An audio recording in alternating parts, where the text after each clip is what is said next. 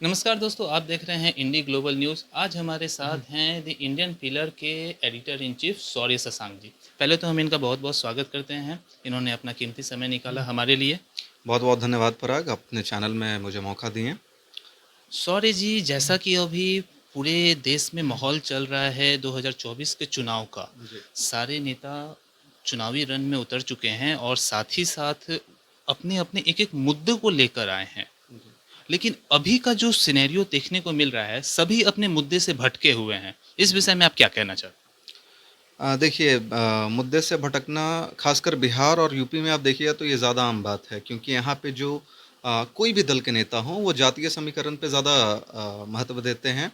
आप देखिएगा कि अभी की जो राजनीति हो गई है वो जाति आधारित ज़्यादा हो गई है, विकास पे बात कम होता है। ये जा मीम्स ज़्यादा बनते हैं। ये जाति आधारित जो राजनीति की बात कर रहे हैं, ये ज़्यादातर कौन पार्टियां कर रही हैं? सारी दल कर रही हैं, कोई एक इसमें कोई भी इसमें बचा हुआ नहीं है। आप देखिए कि जैसे राहुल गांधी जो योजना लाए अपने घोषणा पत्र में, उन्होंने मैनिफेस्टो में जारी किया कि हम महिलाओं को इतना राशि देंगे इस योजना के तहत। उसका मोदी जी जो हैं वो मजाक उड़ा रहे हैं। मोदी जी का भी आप देखिएगा कि मिमिक्री जो है वो काफ़ी दल के नेता जो हैं, बड़े बड़े नेता वो करते हैं।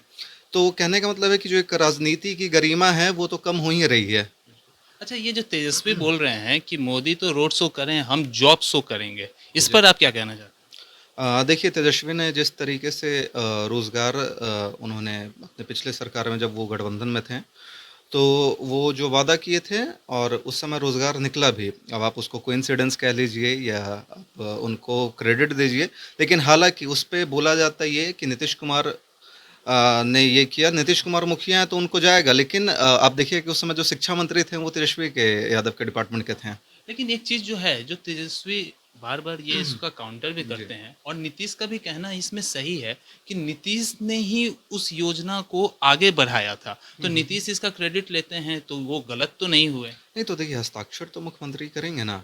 लेकिन आप देखिए कि जैसे एक उदाहरण पे आप समझिए कि मनीष कश्यप ने बोला था कि जेल से निकलने के बाद तेजस्वी जी आपका 6 महीना के अंदर सरकार गिरा देंगे। लेकिन और ये हुआ भी, सरकार किसी वजह से गिरा हो, लेकिन क्रेडिट मनीष कश्यप लेने लगे कि मेरे वजह से गिरा है।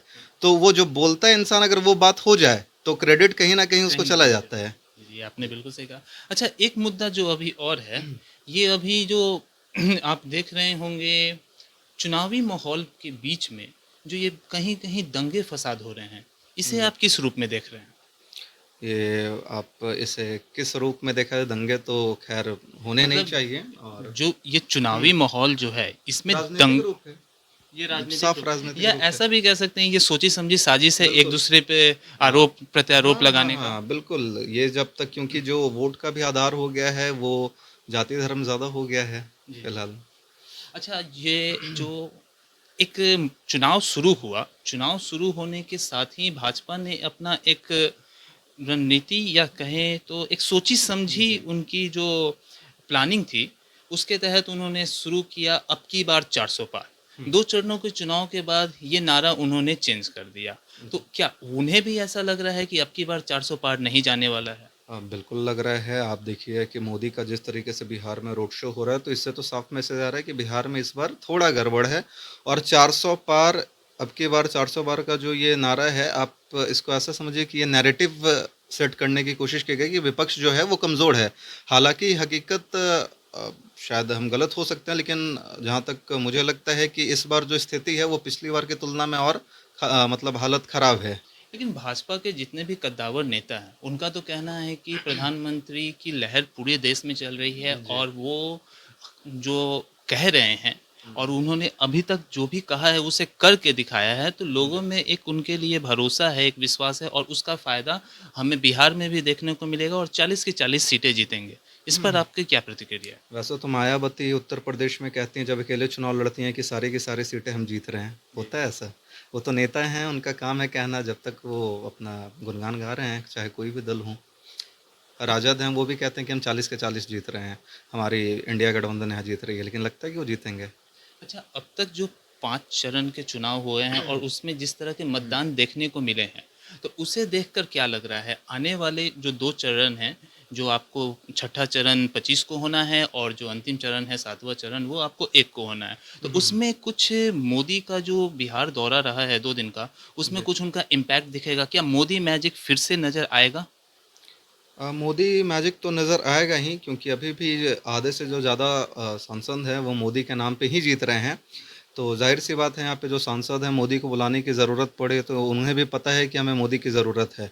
तो मोदी फैक्टर तो काम करेगा ही।